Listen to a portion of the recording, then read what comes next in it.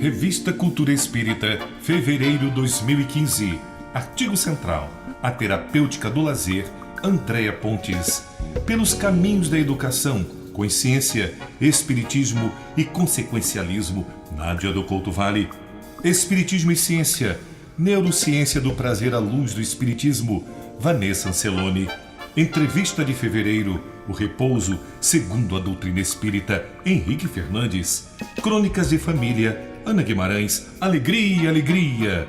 Destaque para o A Menina que Ninava Anjos, de Cristina Reis, do Lar Fabiano de Cristo.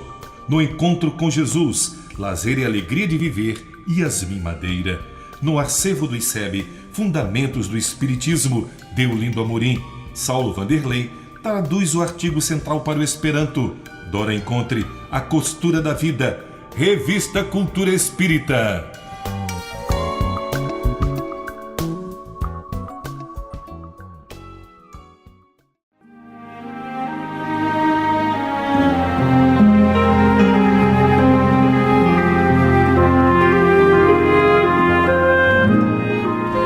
No ar, o programa Cultura Espírita, do Instituto de Cultura Espírita do Brasil. Alô, amigos, aqui estamos mais uma vez com o nosso programa Cultura Espírita, do Instituto de Cultura Espírita do Brasil. Estamos hoje, como sempre, eu, a Saruí Franco de Moraes, o meu querido amigo Geraldo Cardoso e o nosso cronista do movimento, o Joel Vaz, que estão aqui sempre presentes e sempre trazendo para vocês o que de melhor nós podemos produzir. Geraldo, por favor, a sua saudação aos nossos amigos. Meus amigos, manifestar nossa alegria de mais uma vez estarmos juntos e desejar muita paz a todos. E o Joel também saudando, e podendo então já entrar com a continuidade da agenda do bem. Desejando que esta quarta-feira de cinza seja de muita paz, muita amorosidade, que o Espírito do amor do Cristo Jesus pouse em todos os corações. A felicidade de estar aqui reunido com os meus dois companheiros que tanto me ensinam nesta jornada abençoada deste programa. Revendo notícias, que eu sou um ratinho de coisas antigas, revistas e tudo mais, me deparei com uma notícia muito interessante nesse período de carnaval aqui, publicada na revista Época, da editora Globo, na edição de 6 de junho de 2009, portanto há 6 anos atrás. A matéria era sobre uma pesquisa sobre reencarnação. Entre tantos outros itens, tinha a pergunta: você acredita na reencarnação? Espantei-me! 67% dos entrevistados disseram que sim. E nem sempre eles eram espíritas, eles pertenciam a outras religiões e acreditavam na reencarnação. Isso há 6 anos atrás. Com o movimento espírita atuante do jeito que está, eu creio que esse número já subiu bastante. O Leon Denis, lá nos idos de 1875, por aí, escreveu para a Revista Espírita uma série de artigos sobre a participação do mundo espiritual na criação artística. E demonstra com muito critério a importância do espiritismo como mediador na obtenção de infinitos temas de inspiração nestes artigos. Eles foram reunidos depois para formar um belíssimo livro, aliás encantador, denominado O Espiritismo na Arte, que foi editado recentemente pela CELB, o Centro Espírita Leon Denis, uma casa espírita fantástica, espetacular, que fica ali em Bento Ribeiro, na rua João Vicente, 1445. A primeira vez que eu entrei lá no Leon Denis, eu estava entrando e estava saindo um padre, abraçando um monte de livros, sorridente, feliz da vida, que me cumprimentou amorosamente. Nunca a arte espírita esteve tão presente como no momento atual. Grupos vocais nascem e fazem sucesso no Brasil inteiro e mesmo no exterior. Agora mesmo em Minas Gerais, o grupo musical Sérgio e Marlene, de Uberaba, apresentam-se num grande roteiro de casas espíritas, fazendo palestras musicadas. Olha que coisa interessante. O mesmo acontece com a dupla Teresa e Marcos, que tem uma quantidade enorme de atuações no interior todo de São Paulo. E eu fico muito também espantado com a quantidade. Era raro, há 15 anos atrás, sei lá, há algum tempo atrás, era muito raro ver um trabalho de psicopictografia. Hoje tem vários médiuns trabalhando e fazendo peças belíssimas, belíssimas mesmo. Eu tenho uma querida amiga que recentemente foi transferida para trabalhar em Cabo Frio. Espírita, praticante, atuante, buscou um lugar para frequentar e dar continuidade a essas atividades no estudo. E encontrou o Centro Espírita Trabalhadores de Jesus, que fica na Avenida Teixeira e Souza, 448, no centro. E está simplesmente encantada com a variedade de ações desenvolvidas pela casa, como cursos sobre a doutrina, sobre a obra de Kardec, sobre os livros que foram psicografados, enfim, uma coisa belíssima, belíssima, que nos encanta e faz com que esta quarta-feira seja mais harmoniosa, mais equilibrada.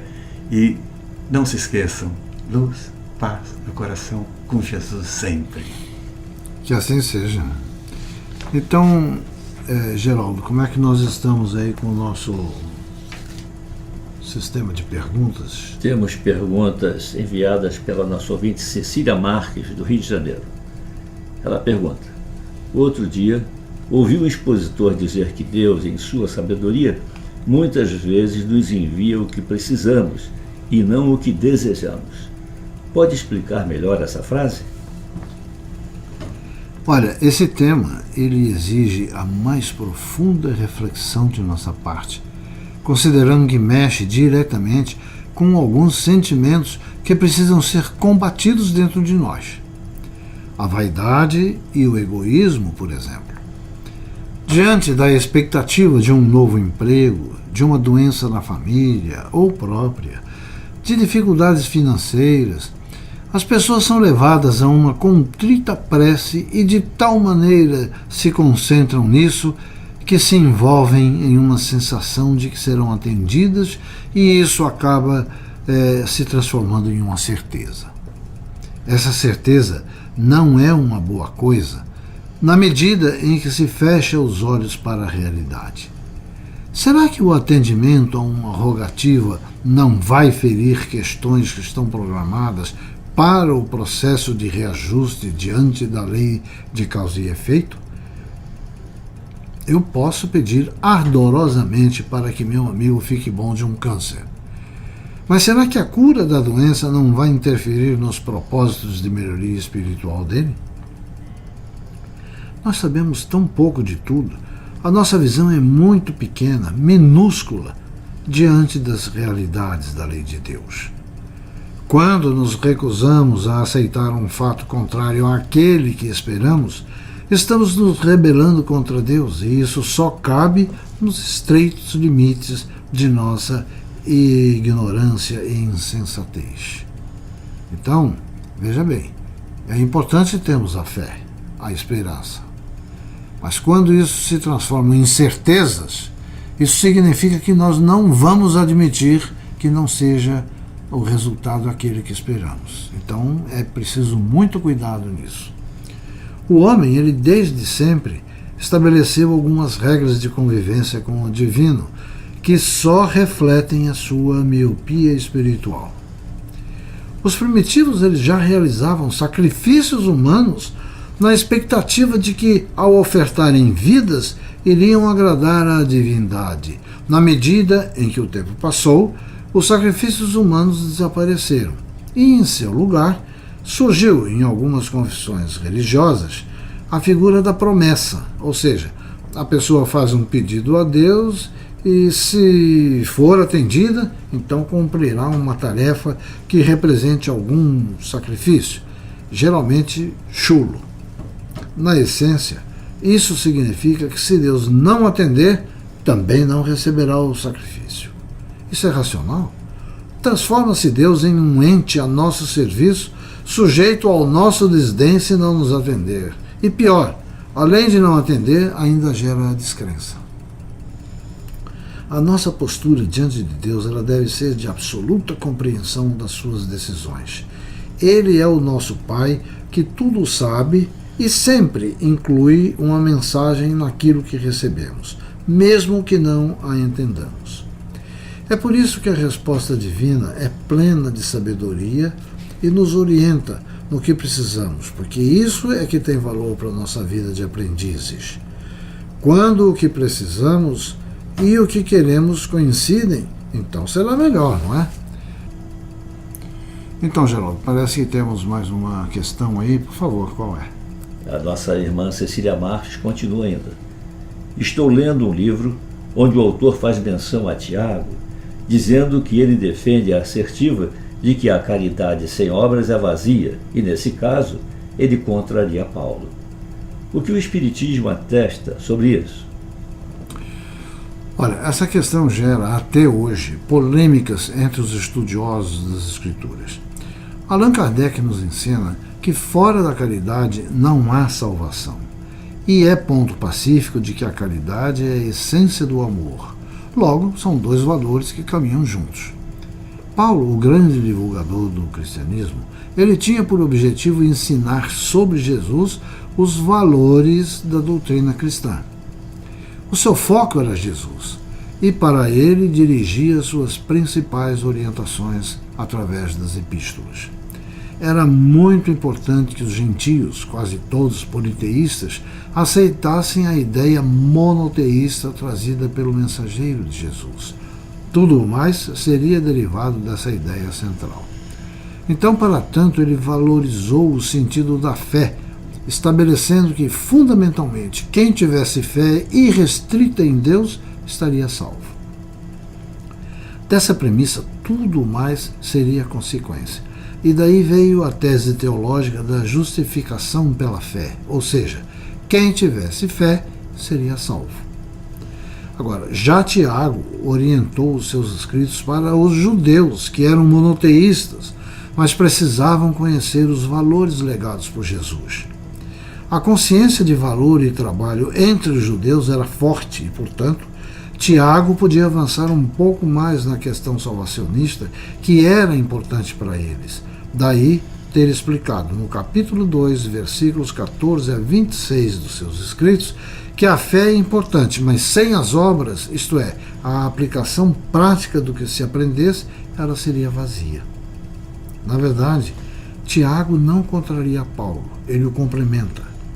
O Espiritismo, ao condicionar um dos seus itens para a salvação à prática da caridade, está nos ensinando que a fé raciocinada não pode se desvincular das boas obras, e são elas que determinarão o mérito ou demérito daquilo que fazemos. A nossa irmã Cecília Marques tem a sua última pergunta.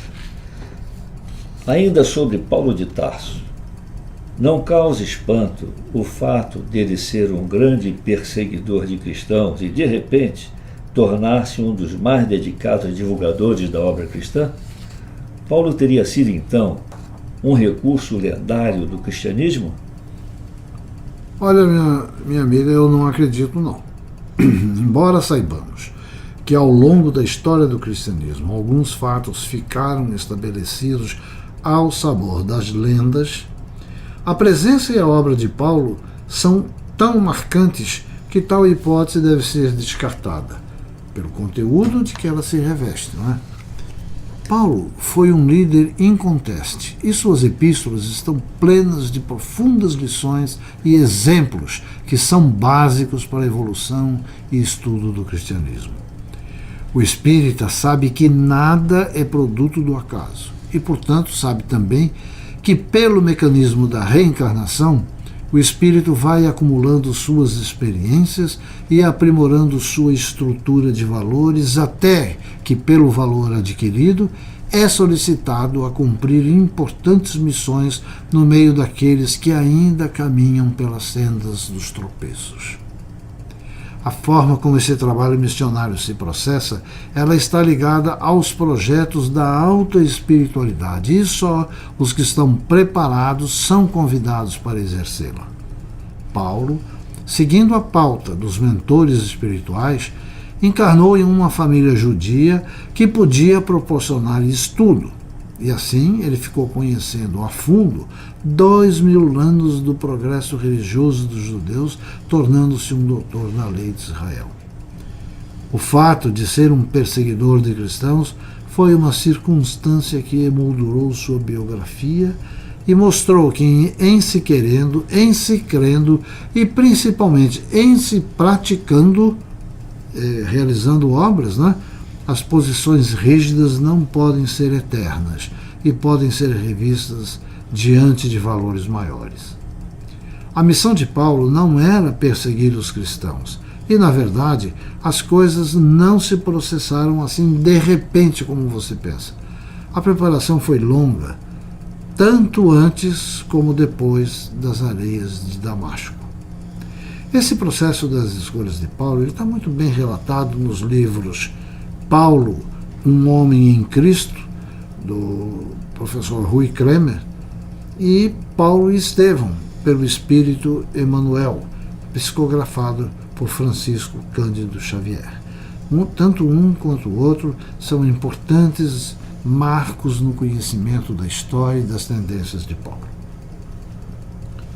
Bem, meus amigos, nós ficamos por aqui hoje, no nosso bloco, claro, e agradecemos a sua atenção. Vamos continuar, depois do intervalo, com a agenda, a Internet do Bem, com o querido Geraldo Cardoso. Muito obrigado. Instituto de Cultura Espírita do Brasil. Revista Cultura Espírita, fevereiro 2015. Artigo central: a terapêutica do lazer, Andréa Pontes. Pelos caminhos da educação, consciência, espiritismo e consequencialismo, Nádia do Couto Vale. Espiritismo e ciência, neurociência do prazer à luz do espiritismo, Vanessa Anceloni. Entrevista de fevereiro, o repouso segundo a doutrina espírita, Henrique Fernandes. Crônicas de família, Ana Guimarães, alegria, alegria. Destaque para o A Menina que Ninava Anjos, de Cristina Reis, do Lar Fabiano de Cristo. No Encontro com Jesus, Lazer e Alegria de Viver, Yasmin Madeira. No Acervo do ICEB, Fundamentos do Espiritismo, Deolindo Amorim. Saulo Vanderlei traduz o artigo central para o Esperanto. Dora Encontre, A Costura da Vida. Revista Cultura Espírita.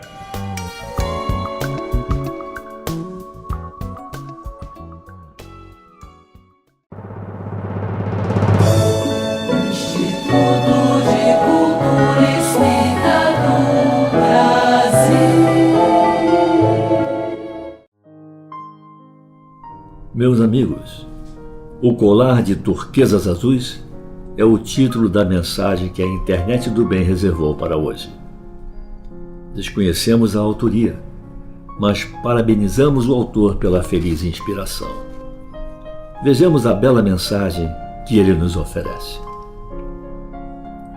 O homem por detrás do balcão olhava a rua de forma distraída enquanto uma garotinha se aproximava da loja. Ela amassou o narizinho contra o vidro da vitrine. Os seus olhos da cor do céu brilharam quando viu determinado objeto. Ela entrou na loja e pediu para ver o colar de turquesas azuis. Então disse ao balconista: "É para minha irmã. Você pode fazer um pacote bem bonito?" O dono da loja olhou desconfiado para a garotinha e lhe perguntou: "Quanto dinheiro você tem?" Sem hesitar, ela tirou do bolso da saia um lenço todo amarradinho e foi desfazendo os nós. Colocou-o sobre o balcão e disse: "Isso dá, não dá?" Eram apenas algumas moedas que ela exibia orgulhosa. "Sabe", continuou, "eu quero dar este presente para minha irmã mais velha. Desde que nossa mãe morreu, ela cuida de mim e não tenho tempo para ela. Hoje é aniversário dela e tenho certeza que ela ficará feliz com o colar, que é da cor dos olhos dela." O homem foi para o interior da loja Colocou o colar em um estojo, embrulhou-o com um vistoso papel vermelho e fez um laço caprichado com uma fita azul. Tome, disse para a garotinha. Leve com cuidado. Ela saiu feliz, saltitando pela rua abaixo. Ainda não acabara o dia, quando uma linda jovem de cabelos loiros e maravilhosos olhos azuis adentrou a loja. Colocou sobre o balcão o já conhecido embrulho desfeito e interrogou: este colar foi comprado aqui? Sim, senhora, respondeu o dono da loja. E quanto custou? Ah, falou o lojista, o preço de qualquer objeto em minha loja é sempre um assunto confidencial entre o vendedor e o cliente. Mas minha irmã tinha somente algumas moedas e este colar é verdadeiro, não é? Ela não teria dinheiro para pagar por ele. O homem tomou o estojo, refez o embrulho com extremo carinho, colocou a fita e devolveu à jovem dizendo: ela pagou o preço mais alto que qualquer pessoa pode pagar. Ela deu tudo o que tinha. O silêncio encheu a pequena loja e lágrimas rolaram pela face da jovem, enquanto suas mãos tomavam o embrulho. Dar-se por inteiro, sem restrições, é o que caracteriza a verdadeira doação. Este dia é seu, não o lance fora. Lembre-se, para o mundo, você pode ser só mais uma pessoa, mas haverá sempre alguém para quem você pode ser o mundo. Meus amigos, agradecendo a fraternal audiência, apresentamos as nossas despedidas e votos de muita paz. Instituto de Cultura Espírita do Brasil. Noticiário do Instituto de Cultura Espírita do Brasil, Neandertal Alves. No próximo sábado, ainda em função dos desfiles carnavalescos, que fica muito próxima à área do nosso ICEB, não haverá atividades no nosso Instituto de Cultura Espírita do Brasil. Mas o destaque da revista Cultura Espírita deste mês de fevereiro vai para Ana Guimarães no tema Alegria, Alegria, na coluna Crônicas de Família. Ela faz uma abordagem lírica belíssima, contando a história de uma garotinha que ganhou uma bicicleta no Natal do pai. E ela fala de uma forma tão graciosa, preste atenção. Uma garotinha ganhou uma bicicleta, ela se equilibrava sobre a bicicleta e gargalhava, e o pai corria ao lado dela. Larga, papai, dizia a menina. Ainda não, filha, retrucava. Então, inesperado, ele tropeçou e caiu. Ela continuou a correr e também caiu quando percebeu que estava sozinha. O pai corre até ela, toma-lhe nos braços, beija-lhe o rosto, e a menina também vê que o pai se machucara. Desceu rápido, e aí foi beijar-lhe os machucados, dizendo: não está doendo, não é, papai? Não, filhinha, de modo algum. Continua Ana Guimarães, inspiradíssima. Férias é algo assim para as pessoas. Uma mistura de cansaço e alegria para os adultos, e alegria, muita alegria para as crianças e jovens, sem resquício de tristeza. Alegria é período de férias. Os netos passaram do ano escolar, agora descansam e a vovó trabalha. Afinal, alguém precisa cuidar desses amores. Por que não a vovó? O dia luminoso nos cobra temperança e esforço, a fim de tornarmos o mundo mais pacífico e fraterno, bom como dia de férias. Feliz como o legado de Deus e cheio de alegria e esperança como o rosto de uma criança nos abraços e nos braços dos seus pais. Belíssima crônica da nossa querida Ana Jaissi Guimarães, e aqui uma homenagem singela ao nosso Geraldo Rodrigues Guimarães, que no mês passado, em janeiro, completou mais um ano de retorno à pátria espiritual. O lúcido Geraldo Guimarães, o divulgador da doutrina espírita. E eu queria lembrar a você o endereço do nosso Instituto de Cultura Espírita. Nós estamos localizados na Rua Ibituruna 53, no Abrigo Teresa de Jesus, no bairro do Maracanã. Anote o telefone do nosso ICEB: 2224 1060 e 2224 0736. 2224 1060 2224 0736. Para você que está acostumado à internet, o nosso portal ICEB, portaliceb.org.br, está sendo reformado e terá uma nova apresentação no Facebook. Você já anotou o nosso e-mail? Instituto de Cultura Espírita do BR @gmail.com. Anotou? Instituto de Cultura Espírita do BR @gmail.com. Tudo juntinho. Você pode rever ou assistir aos nossos programas de rádio e também às aulas do ICEB no nosso portal iceb.org.br. Se você tem tablet ou smartphone, basta você baixar o aplicativo para a TV ICEB e estará online. Portal ICEB, evoluindo sempre. Este foi o noticiário do Instituto de Cultura Espírita do Brasil. Neandertal Alves, e até o nosso próximo encontro. Pela Rádio Rio de Janeiro, o Instituto de Cultura Espírita do Brasil apresentou Cultura Espírita.